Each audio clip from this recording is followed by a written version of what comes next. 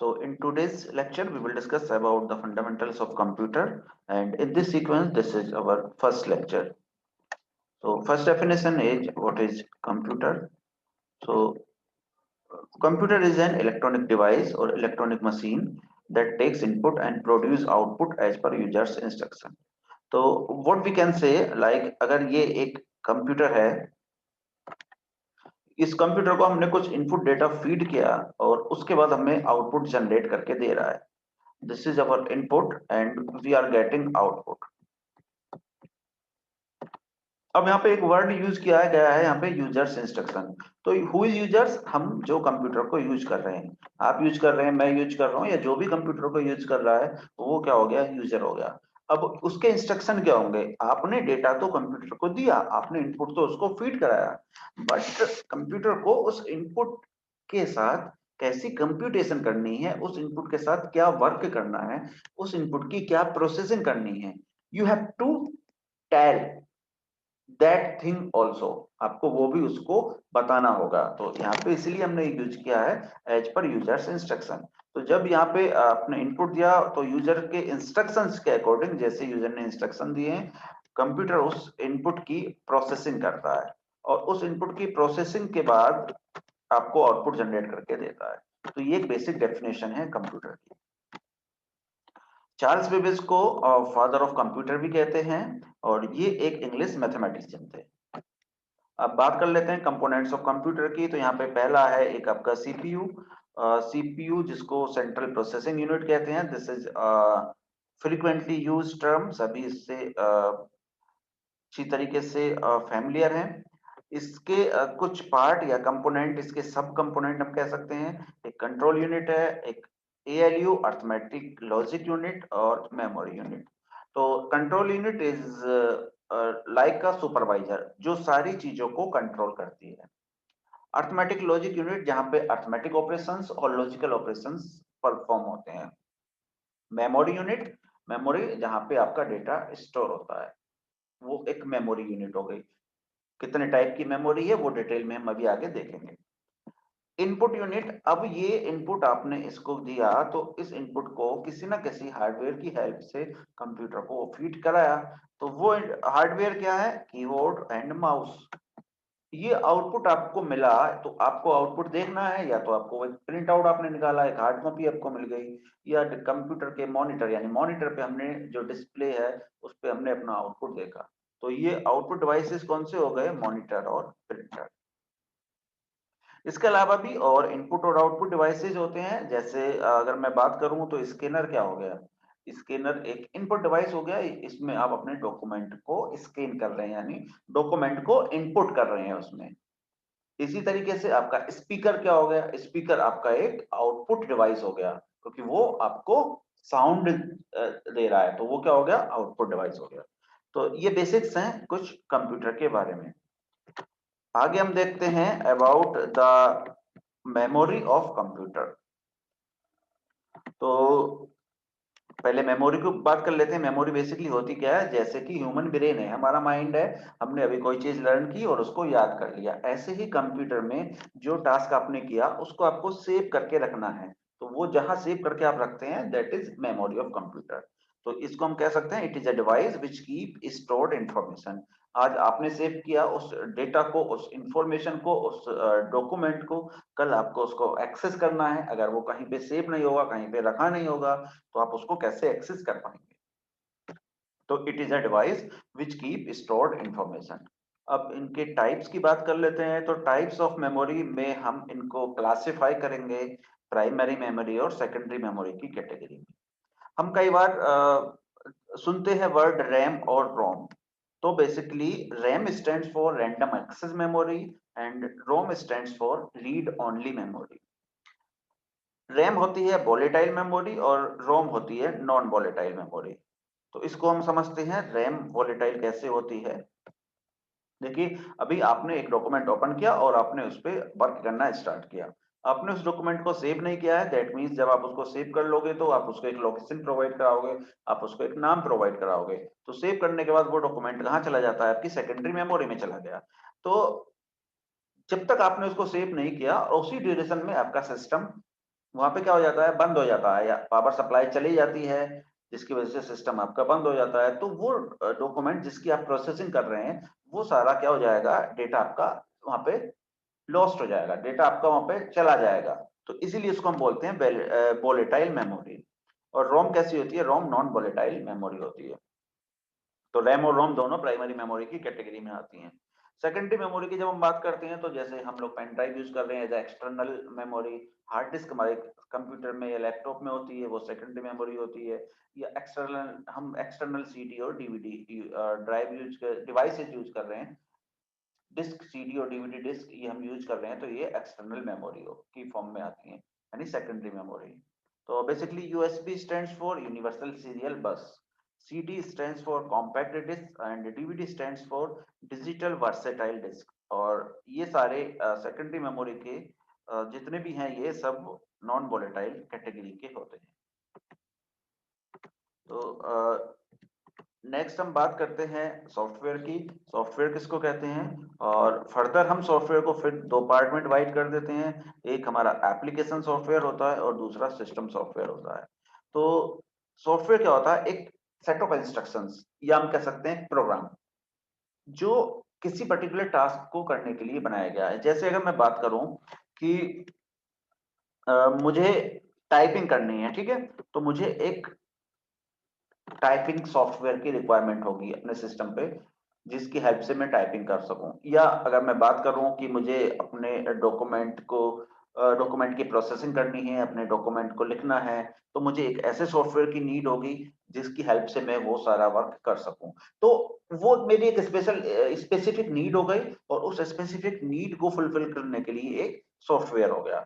अभी मैं बात करता हूं कि मुझे एक सॉफ्टवेयर डेवलप करना है जो मेरे डेटा को कंप्रेस कर दे।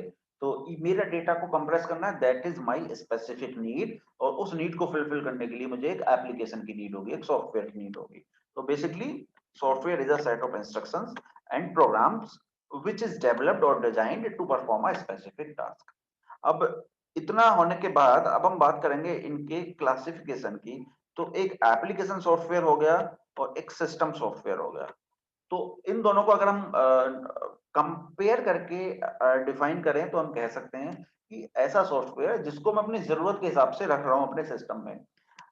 जैसे इंटरनेट ब्राउजर, यहाँ पे हमने देखा इंटरनेट ब्राउजर में मैं यूज कर रहा हूँ क्रोम, और दूसरा पर्सन यूज कर रहा है कोई दूसरा ब्राउजर, कोई मोजिला को यूज कर रहा है, कोई दूसरे ब्राउजर को यूज कर रहा है। तो दिस इज व्हाट की उसकी अपनी नीड है जिसको वो यूज कर सकता है, मेरी अपनी नीड है मैं जिसको यूज कर रहा हूँ। तो एप्लीकेशन सॉफ्टवेयर ऐसे सॉफ्टवेयर हैं जिनको कोई भी यूजर अपनी नीड के अकॉर्डिंग, अपनी जरूरत के हिसाब से अपने सिस्टम में रख सकता है, अपने सिस्टम में इंस्टॉल कर सकता है या अपने सिस्टम से अनइंस्टॉल कर सकता है। ठीक है, तो we can say software that any user keep in the system according to his need। ठीक है, इसके कुछ एग्जांपल जैसे वर्ड प्रोसेसिंग सॉफ्टवेयर हो गया, इंटरनेट ब्राउजर हो गए, या डेटाबेस एप्लीकेशन हो गए। ठीक है, मेरी नीड है, मेरी रिक्वायरमेंट है तो मैं इनको रखूंगा, मेरी रिक्वायरमेंट नहीं है तो मैं इनको नहीं रखूंगा।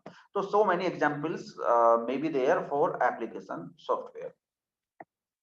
सिस्टम सॉफ्टवेयर की बात करते हैं, तो हमारे जो एप्लीकेशन सॉफ्टवेयर होते हैं इनको एक प्लेटफॉर्म प्रोवाइड कराते हैं ये सॉफ्टवेयर। जैसे ऑपरेटिंग सिस्टम हो गया, अब कहाँ, जब सिस्टम में ऑपरेटिंग सिस्टम में नहीं होगा तो आप कहाँ रखोगे इंटरनेट ब्राउजर, कहाँ वर्ड प्रोसेसिंग सॉफ्टवेयर, तो कैसे सिस्टम आपका ऑपरेट होगा फिर।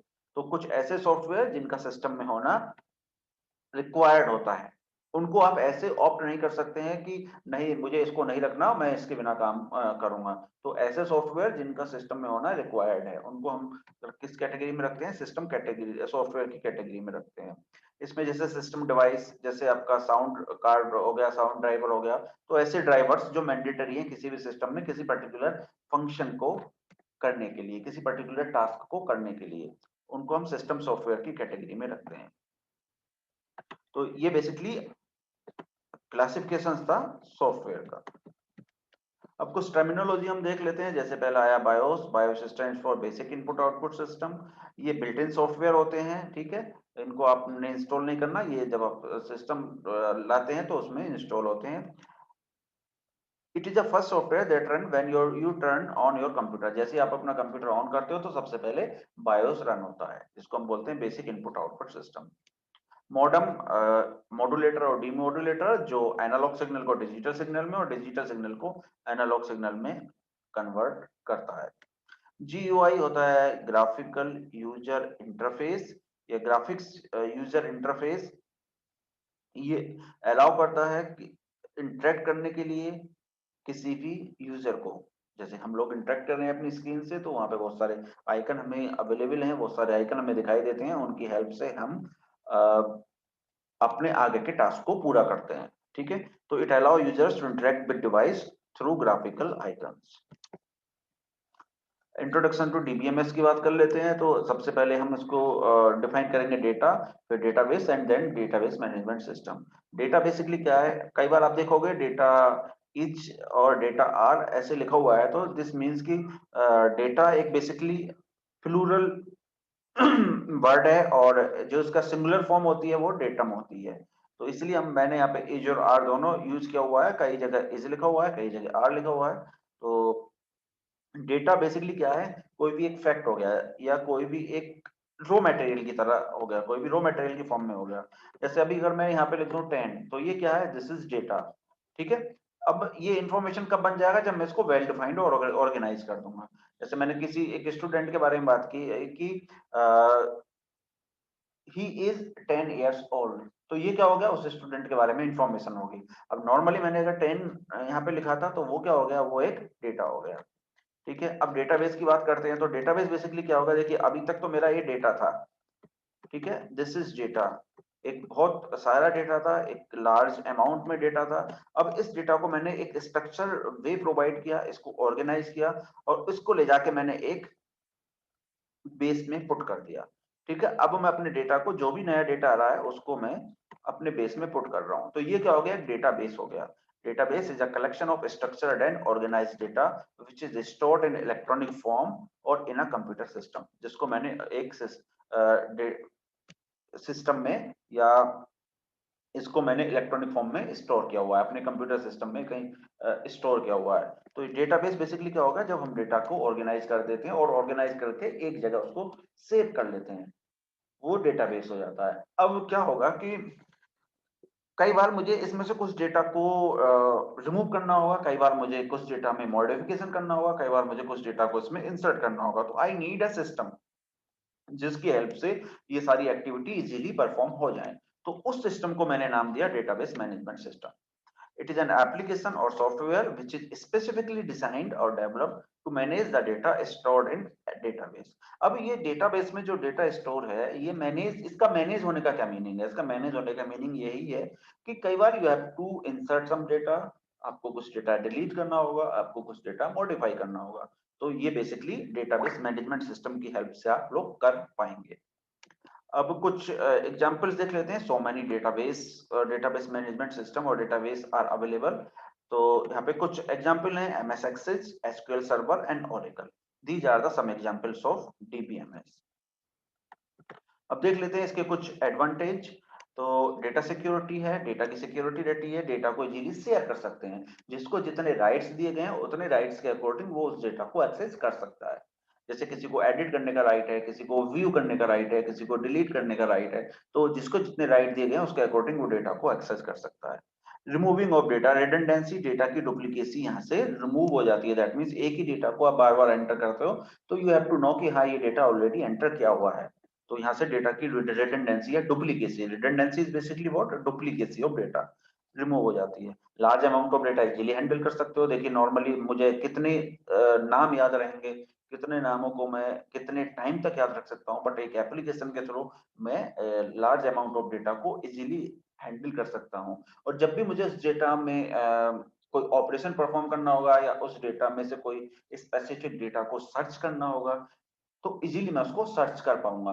और जो भी ऑपरेशन परफॉर्म करूंगा उसमें कुछ पर्टिकुलर डेटा में मॉडिफिकेशन करूंगा, तो वो मोर एक्यूरेटली कर पाऊंगा with the help of database management system software या एप्लीकेशन। एसिड प्रॉपर्टीज बहुत इंपॉर्टेंट हैं। ये डायरेक्ट ये भी पूछा जा सकता है कई बार कि एसिड स्टैंड्स फॉर, तो we must know atomicity, consistency, isolation and durability. Atomicity basically क्या है कि either a transaction will complete or it will not, operation will not be executed partially. एक सिंपल सा एग्जांपल लेते हैं, ए एक पर्सन है जो बी दूसरे पर्सन के अकाउंट में कुछ पैसे ट्रांसफर कर रहा है। अब क्या हुआ, जब ए इसके अकाउंट में पैसे ट्रांसफर करेगा तो ए के अकाउंट से ये पैसे तो डेबिट होंगे, यानी ए के अकाउंट से ये पैसे कम होंगे, और इतना ही अमाउंट बी के अकाउंट में क्रेडिट होगा, बी के अकाउंट में जाके ऐड होगा। सपोज ये 100 रुपीज है और बी के अकाउंट में उसको ट्रांसफर करने हैं, तो ए ने बी के अकाउंट में ट्रांसफर करे, तो यहाँ पे दो चांसेस या दो केसेस हो सकते हैं। पहला कि ए जब ट्रांसफर करेगा तो ए के अकाउंट से तो वो पैसे डेबिट हो गए और बी के अकाउंट में वो पैसे क्रेडिट नहीं हुए, दिस इज फर्स्ट केस। दूसरा केस, ए के अकाउंट से डेबिट हो गए, बी के अकाउंट में क्रेडिट हो गए। तो ये तो एक पूरा ऑपरेशन परफॉर्म हो गया कि ए के अकाउंट से डेबिट हो गए, बी के अकाउंट में क्रेडिट हो गए, ये कंप्लीट ऑपरेशन परफॉर्म हो गया। अब दूसरा केस ये हो सकता है कि ए के अकाउंट से डेबिट हुए, बी के अकाउंट से क्रेडिट नहीं हुए, तो this is not a operation. और हम बैंकिंग सिस्टम की बात कर रहे हैं, तो इस बैंकिंग सिस्टम में इस ऑपरेशन को कभी भी कंसीडर नहीं किया जाता। ठीक है ना, जैसे आपने पैसा ट्रांसफर करना है, तो वो कब पर ऑपरेशन परफॉर्म होगा, जब उसके अकाउंट में पैसा क्रेडिट हो जाएगा, यानी आपके अकाउंट से डेबिट हो जाएगा और दूसरे पर्सन के अकाउंट में पैसा क्रेडिट हो जाएगा, तभी तो वो ऑपरेशन परफॉर्म होगा। ऐसा तो नहीं है कि आपके अकाउंट से डेबिट हो गया, दूसरे के अकाउंट में क्रेडिट नहीं हुआ और आपने कह दिया कि ऑपरेशन परफॉर्म हो गया, या बैंक ये कहते हैं कि ऑपरेशन परफॉर्म हो गया, कि हमारा काम हो गया। तो this is not a property of DBMS. तो डीबीएमएस की एटोमिसिटी प्रॉपर्टी ये कहती है कि या तो कोई भी ट्रांजेक्शन होगा या कोई भी ट्रांजेक्शन कंप्लीटली नहीं होगा, यानी either this operation will be completed, या तो ये ऑपरेशन कंप्लीट होगा या फिर बिल्कुल नहीं होगा, ये कहती है एटोमिसिटी। कंसिस्टेंसी, जैसे अभी बी के अकाउंट में सपोज 50 रुपीज थे, अब ए ने कुछ 100 रुपए ट्रांसफर किए, तो अब इन 100 रुपीज के क्रेडिट होने के बाद बी का अकाउंट अपडेट हो जाना चाहिए। दैट मीन्स नाउ बी के अकाउंट में कितने पैसे हो गए, 150 रुपए बी के अकाउंट में हो गए, ये है consistency. Database always must remain in a consistent state, क्योंकि अगर ऐसे कंसिस्टेंसी नहीं रहेगी तो फिर प्रॉब्लम होगी डेटाबेस में। सिमिलर हम एक ही केस में बात कर सकते हैं, जैसे ए के अकाउंट में अगर 200 थे, ए ने 100 ट्रांसफर किए, तो ए के अकाउंट में 100 रह गए और उधर बी के अकाउंट में क्रेडिट हो गए, तो डेटा कंसिस्टेंसी। आइसोलेशन का मीनिंग क्या है, जैसे एक डेटाबेस है, अब इस एक डेटाबेस में मल्टीपल ऑपरेशंस परफॉर्म हो रहे हैं, यानी मल्टीपल यूजर इसमें ऑपरेशन परफॉर्म कर रहे हैं, ठीक है, या मल्टीपल ट्रांजेक्शन हो रहे हैं। तो कितने भी ट्रांजेक्शन हो रहे हैं उसमें कोई भी ट्रांजेक्शन दूसरे ट्रांजेक्शन को अफेक्ट नहीं करना चाहिए, ठीक है। जैसे दो लोग अगर ट्रांजेक्शन एक्टिविटी कर रहे हैं, तो मैं ट्रांजेक्शन जो एक्टिविटी कर रहा हूं that is my separate activity, और दूसरा पर्सन जो एक्टिविटी कर रहा है वो उसकी सेपरेट एक्टिविटी है। मेरी एक्टिविटी से दूसरे यूजर पे, जो दूसरा यूजर ट्रांजेक्शन कर रहा है उस पर कोई इंपैक्ट नहीं पड़ना चाहिए। ये बेसिकली क्या हो जाता है, आइसोलेशन। ड्यूरेबिलिटी क्या होती है कि जब कोई भी ऑपरेशन किसी भी डेटाबेस में सक्सेसफुल हो गया, तो अब वो जो चेंजेस हुए डेटाबेस में, कुछ डेटा का मॉडिफिकेशन हुआ या कुछ डेटा में इंटीग्रिटी हुई, यानी डेटा में कुछ ऐड हुआ या कुछ डेटा से कुछ रिमूव हुआ डेटाबेस में, तो वो ऑपरेशन फिर परमानेंट हो जाता है। अगर कोई भी आपका ऑपरेशन सक्सेसफुली कंप्लीट हो गया, तो उसके बाद डेटाबेस में जो भी चेंजेस आए हैं वो सारे चेंजेस परमानेंट हो जाते हैं। This is the durability. तो ये कुछ इंपॉर्टेंट प्रॉपर्टीज हैं डेटाबेस की। नेक्स्ट हम देखते हैं ई कॉमर्स। बहुत पॉपुलर टर्म है ई कॉमर्स, हम लोग आजकल इसका यूज भी बहुत करते हैं। तो e commerce stands for electronic commerce. Generally हम इंटरनेट का यूज कर रहे हैं और इंटरनेट का यूज करके हम ऑनलाइन शॉपिंग कर रहे हैं, हम ऑनलाइन परचेज कर रहे हैं, हम ऑनलाइन कुछ सेल कर रहे हैं, उसको हमने नाम दिया ई कॉमर्स। इसके एडवांटेज हैं, अभी हम बैठे हैं, ठीक है, अभी हमें लाइक कुछ परचेज करना है, जस्ट मोबाइल उठाएंगे हम या अपने सिस्टम को ओपन करेंगे और ब्राउजिंग करना स्टार्ट करेंगे और हम इजीली उसको ऑर्डर कर सकते हैं। तो फ्लेक्सिबिलिटी ऑफ टाइम, कि जब मैं फ्री हूं मैं एनी टाइम अपने प्रोडक्ट के लिए सर्च कर सकता हूं, अपने प्रोडक्ट को ऑर्डर कर सकता हूं। Second, detail description about product. आप देखोगे जब भी कोई प्रोडक्ट हम लोग देख रहे हैं तो वो एक डिटेल डिस्क्रिप्शन हमें उसके नीचे उस प्रोडक्ट के बारे में दी होती है। कंपैरिजन ऑफ प्राइस, हम different different e commerce platform के या उसी पर्टिकुलर प्रोडक्ट के डिफरेंट डिफरेंट ब्रांड का कंपैरिजन कर सकते हैं प्राइस के रेफरेंस में। Reviews are available. अब आपको उस प्रोडक्ट के नीचे रिव्यूज मिल जाएंगे, जिन लोगों ने पहले कोई प्रोडक्ट उस प्रोडक्ट को परचेज किया है, उसको यूज किया है, तो वो अपना फीडबैक वहां पे पोस्ट कर देंगे या वो अपने रिव्यूज वहां पे देते हैं, तो उनके बेसिस पर आप डिसीजन ले सकते हैं। मल्टीपल पेमेंट्स मोड और ऑप्शन अवेलेबल होते हैं, जैसे डेबिट कार्ड से कर रहे हैं आप, क्रेडिट कार्ड से कर रहे हैं, कैश ऑन डिलीवरी कर रहे हैं, तो so many options are available. और भी बहुत सारे एडवांटेज हो सकते हैं, बट यहाँ पे कुछ इंपॉर्टेंट एडवांटेज या कुछ पॉपुलर एडवांटेज दिए गए हैं। और जब एडवांटेज है तो डेफिनेटली कुछ डिसएडवांटेजेस भी होंगे। देखिए, नेटवर्क इशू हो जाता है नॉर्मली, सिक्योरिटी इशू रहता है। हम लोग ऑनलाइन पेमेंट कर रहे हैं तो देयर में भी सम सिक्योरिटी इशू, अगर हम बेसिक पैरामीटर फॉलो नहीं कर रहे हैं तो वहां पे कुछ सिक्योरिटी इशू हो सकता है। तो हम इसको थोड़ा सा सिक्योरली या केयरफुली हम ट्रांजेक्शन करते हैं। लैक ऑफ पर्सनल टच, ये तो ऑब्वियस है कि ऑनलाइन में हम पर्सनली किसी भी चीज को टच करके या नॉर्मली जिसको हम यूज करते हैं कि ट्रायल नहीं कर सकते परचेज करने से पहले। No instant delivery of goods, तो डेफिनेटली जब आप ऑनलाइन ऑर्डर कर रहे हो तो टाइम लगेगा आपके पास तक डिलीवर होने में, तो यहाँ पे इंस्टेंटली गुड्स की डिलीवरी नहीं होती है। Different models of e commerce, e commerce के कौन कौन से मॉडल हो सकते हैं, तो यहाँ पे हम ये 4 बेसिक मॉडल के बारे में बात करेंगे। पहला है आपका B2C। B2C means business to consumer. आपने किसी पर्टिकुलर प्रोडक्ट की कंपनी की वेबसाइट को ओपन किया, वहां से डायरेक्ट आपने उस प्रोडक्ट को ऑर्डर किया, ये क्या हो गया, business to consumer. Consumer means कोई भी यूजर जो उस प्रोडक्ट को यूज करेगा या उस प्रोडक्ट को कंज्यूम करेगा, तो ये हो गया बिजनेस टू कंज्यूमर। आप डायरेक्ट किसी पर्टिकुलर प्रोडक्ट को उसकी वेबसाइट को ओपन करके आप उसको ऑर्डर कर रहे हैं। बिजनेस टू बिजनेस, इसको आप ऐसे समझ सकते हैं जैसे कि कोई एक डिस्ट्रीब्यूटर है। अब वो डिस्ट्रीब्यूटर ने क्या करा, मैन्युफैक्चरर से उस पर्टिकुलर प्रोडक्ट को परचेज किया, फर्दर उस डिस्ट्रीब्यूटर ने रिटेलर को उस प्रोडक्ट को आगे सेल किया, और रिटेलर फिर आगे कंज्यूमर को सेल कर रहा है, तो ये क्या हो गया, बिजनेस टू बिजनेस। जब एक बिजनेस या एक ऑर्गेनाइजेशन दूसरी ऑर्गेनाइजेशन से इस तरह का कोई कमर्शियल एक्टिविटी कर रही है। कंज्यूमर टू कंज्यूमर, आप एक कस्टमर है, आपके कोई आइडिया हो सकते हैं, आपका कोई प्रोडक्ट हो सकता है जिसको आप सेल करो, और जो दूसरा परचेज कर रहा है वो कौन परचेज कर रहा है, वो भी कोई यूजर या कंज्यूमर परचेज कर रहा है। बहुत सारे ऐसे प्लेटफॉर्म अवेलेबल हैं जहाँ पे आप अपने प्रोडक्ट को लिस्ट कर सकते हो, अपने आइडियाज को लिस्ट कर सकते हो, या अपनी सर्विसेज को आप लिस्ट कर सकते हो। उसके बाद यूजर्स या कंज्यूमर आपसे कॉन्टेक्ट कर सकते हैं। तो ये consumer to consumer service. Consumer to business service, जैसे कि कोई कस्टमर ऑफर कर रहा है अपने सर्विसेज को, जैसे बहुत सारे फ्रीलांसर हैं जो वर्क कर रहे हैं और वो ऑर्गेनाइजेशन को अपनी सर्विसेज ऑफर कर रहे हैं, या बहुत सारे ऐसे पर्सन हैं जो एडवाइस देते हैं किसी पर्टिकुलर फील्ड में, जो स्पेशलाइज होते हैं किसी पर्टिकुलर फील्ड के, तो वो हो जाता है कस्टमर टू बिजनेस सर्विस।